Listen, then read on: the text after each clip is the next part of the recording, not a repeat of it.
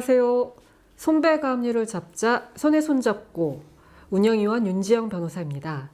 오늘부터는 본격적으로 손배가 압류 소송을 하나씩 살펴보도록 하겠습니다. 먼저 쌍용자동차 사건입니다. 쌍용자동차 문제는 많은 분들이 알고 계시죠? 2009년에 당시 대주주였던 중국 상하이차가 구조조정을 단행합니다. 그러면서 생산 직원의 절반, 2,646명을 정리해고합니다. 그리고 그때 노동조합이었던 금속노조 쌍용자동차 지부가 정리해고에 반대하면서 공장 문을 걸어 잠그고 77일간 파업을 합니다. 그때 시작된 소송이 10년이 지난 지금까지도 계속 법원에 있습니다.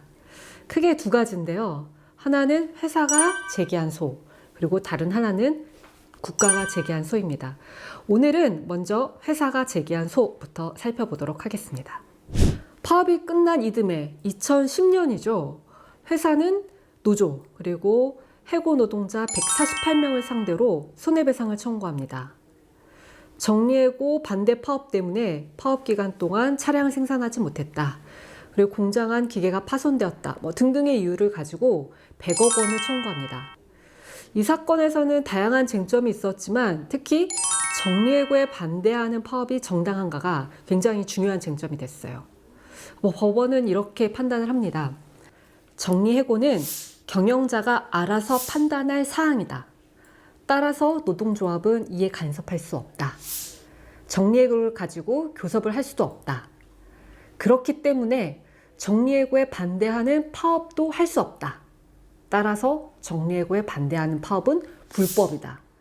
따라서 정리해고 반대 파업으로 인해서 회사가 손해를 입었다면 그러한 손해에 대해서 노동조합과 조합원들은 배상해야 된다.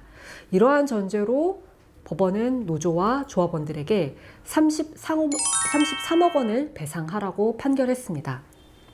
그런데 좀 되게 이상하지 않나요?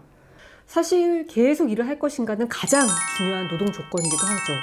그리고 임금을 결정을 하든 노동시간을 결정하든 그런 것들은 계속 일을 할 수 있어야지만 가능한 것들입니다. 그래서 사실 그 무엇보다도 정리해고는 노동자들 입장에서는 가장 교섭을 해야 될 중요한 사항이기도 합니다. 그럼에도 불구하고 법원은 정리해고가 교섭 대상이 아니다. 그리고 이에 대한 반대 파업도 할 수 없다라는 원칙을 가지고 있는 거죠. 그리고 심지어 당시 노동조합은 회사가 정리해고를 할 때에는 노조와 합의해야 한다라는 내용으로 단체 협약을 맺기도 했어요. 그런데도 이러한 협약을 회사가 위반을 한 거죠. 하지만 법원은 이러한 사정은 손해배상액을 산정할 때 참작하면 된다라고 본 것입니다.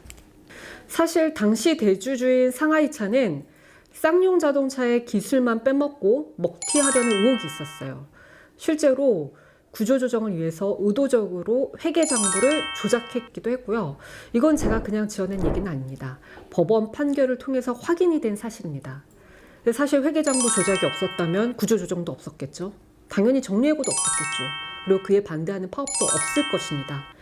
회사의 잘못과 부정이 파업이 원인이 되었고 그리고 노동조합은 이러한 먹튀 기업에 대해서 그리고 정리해고에 대해서 문제 제기를 한 것이었지만 이러한 사정은 결국 법원에서는 판단 대상이 잘 되지 못했습니다. 현재 이 소송은 대법원에 올라가 있습니다.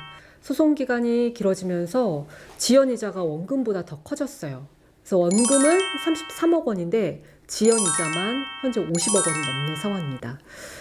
쌍차 노동자들은 복직했지만 그때 그 소송은 아직까지도 현재 진행형입니다.